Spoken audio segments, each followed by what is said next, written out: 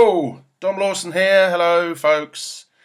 Yeah, sorry, it's time for another one of these things. It's me talking about a thing. Yeah, welcome. Another Iron Sandwich for you. And yes, the day has arrived after 8 long years. Uh, Metallica have finally released a new album. And wow, it's actually really good. Now, I know, it's funny that it's supposed to be the metal elitists that are the whiny ones. But it's incredible how whiny Metallica fanboys get about anyone who dares to cast aspersions on the music the band have made over the last 25 years.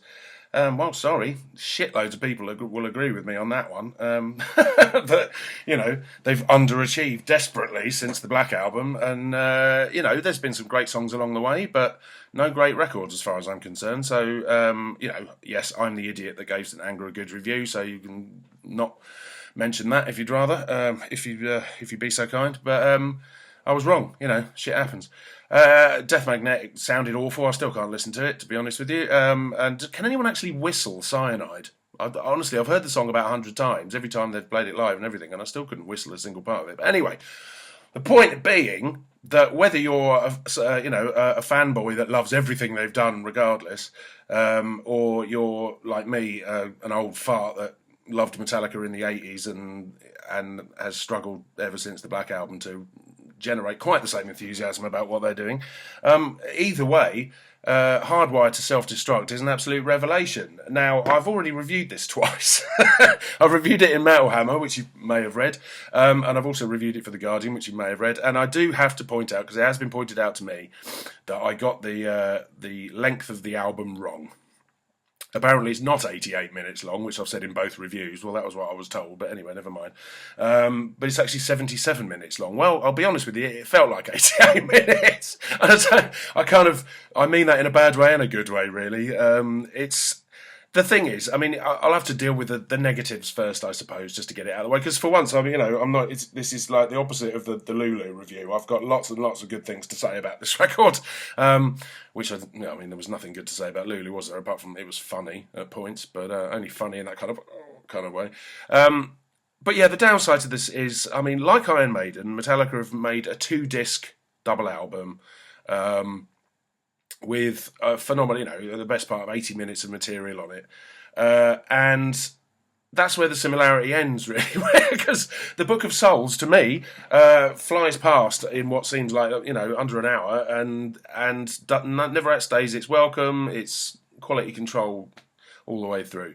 I have favourite songs, obviously, but my interest in that record didn't dip at all. Unfortunately, Metallica's big problem, and it's been their big problem, I think, since Load, probably, and I've said this before, so, if I sound like a broken record, tough shit, it's their inability to edit their own material, and we saw that at its worst on Lords of Summer, which was, the fact that it's been consigned to the extra disc on the triple disc deluxe version of this album kind of tells its own story. I'm sure the band will insist that they think it's a great song, but it's not. It's terrible. It's turgid. It's not worthy of their time, frankly. And that's why I was so worried about this record. It was like, well, if that's the first new song they've released, if it's all going to be like that, then I'm definitely not in.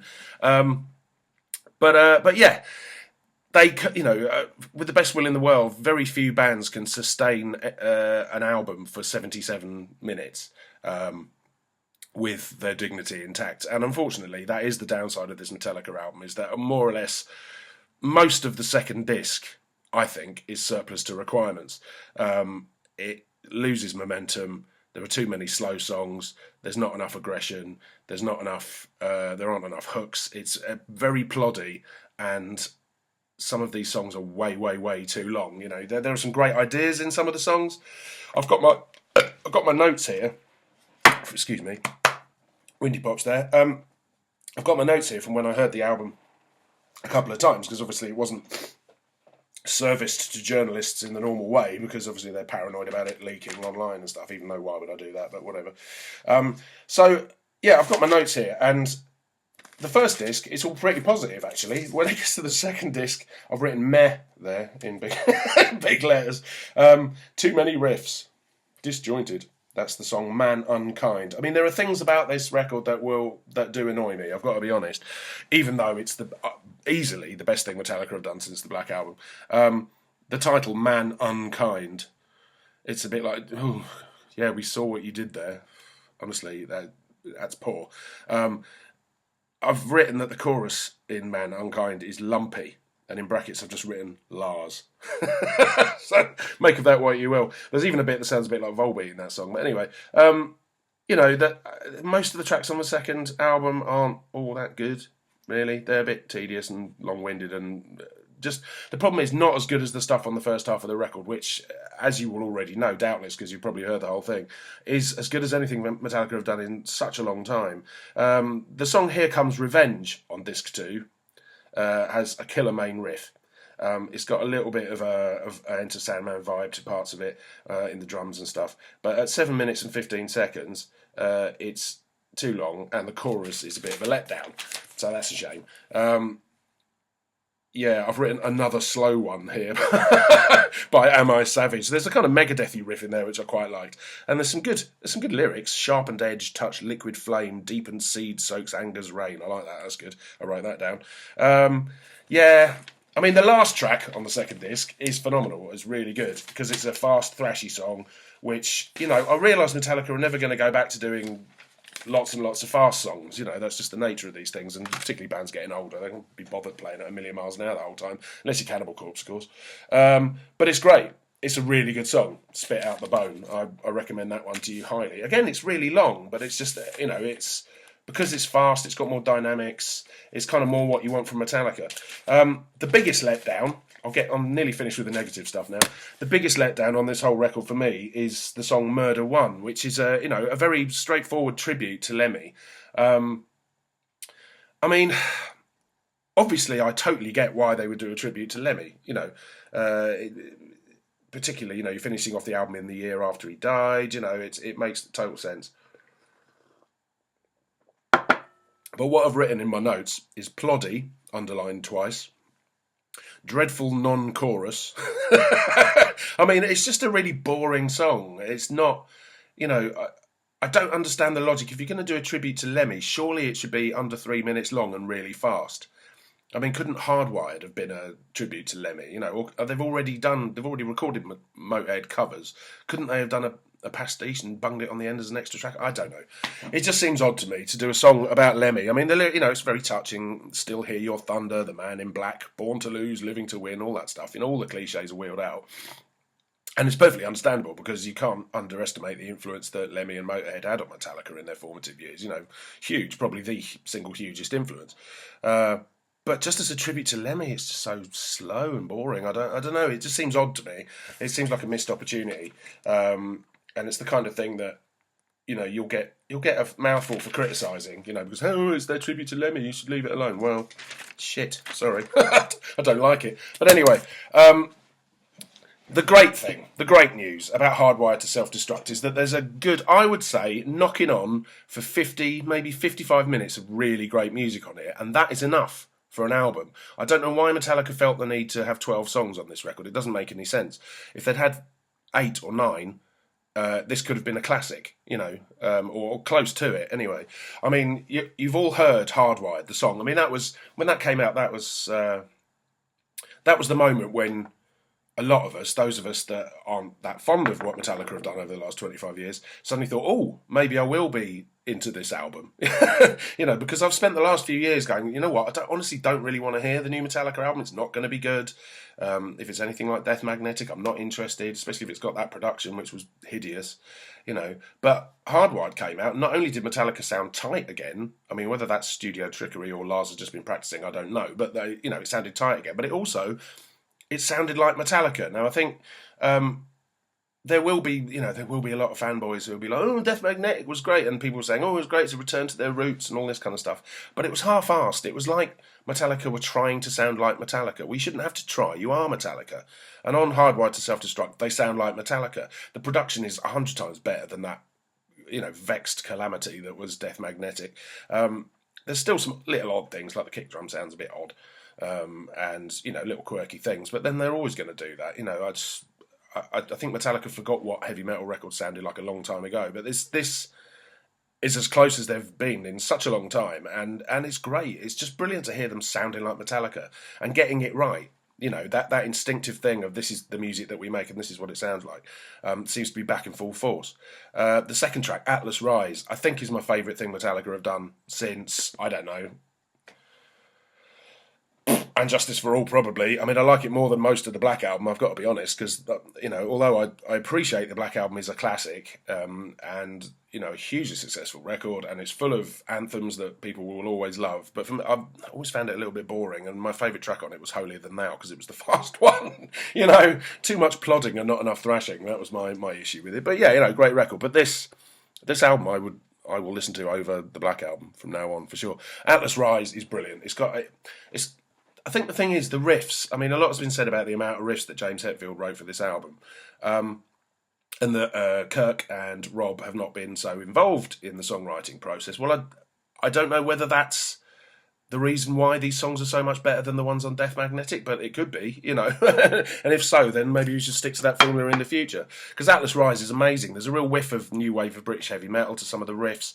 You know, it's got a little dash of Iron Maiden, Thin Lizzy harmonies in there. Kirk does a killer solo.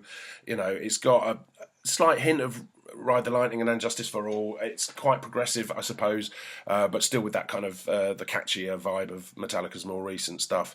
It's just a brilliant song, and at 6 minutes and 30 seconds, it's kind of just right, you know. And this is why it's a shame that there's too much music on this record, you know, because the best bits are fantastic. The third track, Now That We're Dead, I mean, I've written horrible tom sound here. It's got a weird sound on the toms. And it doesn't have the best chorus that I've ever heard, but it's great. You know, it's a proper heavy metal song. It's very mid-paced with a proper riff. It reminds me a bit of Accept, which will probably upset the post-Pantera brigade. But, you know, it does. It sounds like Accept. It sounds like a proper heavy metal song, which is great, you know. Moth Into Flames, the next one. And if you haven't heard that, what have you been doing? It's a proper heavy metal song and a really, really good Metallica song. It's going to kill live, and I think it's one thing that I've discussed with a few people so far is that for the first time since the Black Album, I'm really, really looking forward to seeing Metallica play new material live. You know, it's like I'm genuinely really excited because these are great songs and they will fit in with all the old stuff that they play perfectly. And it doesn't feel like you know, in the past when they've played live at festivals and they've done like Cyanide and songs like that, it's always been a bit like, yeah, can you play Master of Puppets now, please? Whereas that's not the case here. So yeah, Moth Into Flame, brilliant. One of my favourite tracks on the album is Dream No More, which is a real slow and heavy kind of stoner doom kind of vibe to it. It's very Sabbathy.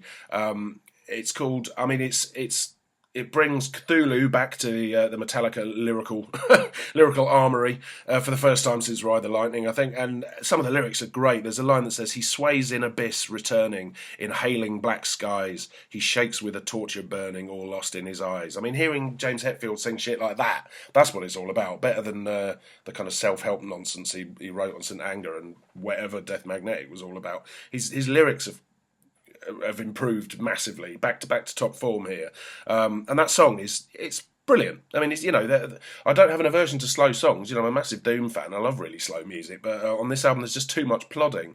But at this point, track 5 on the first disc, you're not, you know, I had no complaints. It was like brilliant, a slow one, properly crushing and heavy, vaguely reminiscent of The Thing That Should Not Be in tempo sense. You know, really good.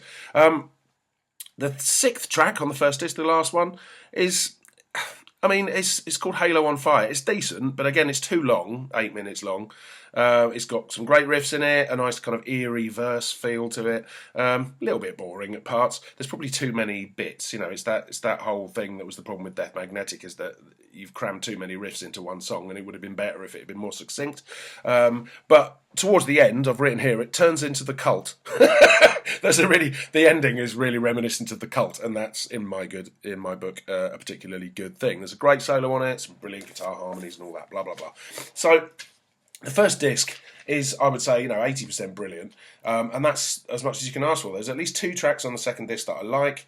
I like Here Comes Revenge, that's a decent tune. I love Spit Out the Bone, the final track on the album. That's what you want to, you know, honestly, if you take the first disc, lose the first track off it, the last track off it, Halo on Fire, Replace it with Here Comes Revenge. That's 6 songs. Stick Spit Out the Bone on the end. That's 7 songs. Pick another one of the boring ones. Shove that on the end. Job done. Would have been a better album. But even so, I think that Hardwired to Self-Destruct is the best thing Metallica have done in a very, very long time. I don't know. It's just nice to hear them sounding like Metallica again. That's the point, really, and with a production that suits their material, that sounds modern, and yet it still sounds like old school Metallica. James is singing properly. He's not going, yeah, yeah, yeah, every 3 seconds, which is just tedious.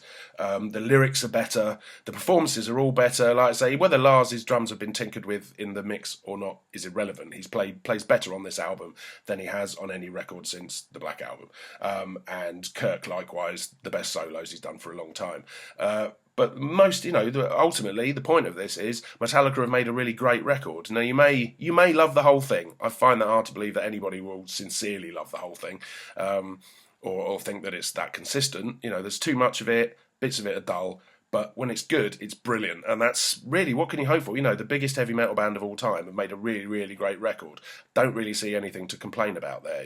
Obviously I've listed a whole bunch of things I didn't like, but that's the same with a lot of big records, especially when they're 77 minutes long.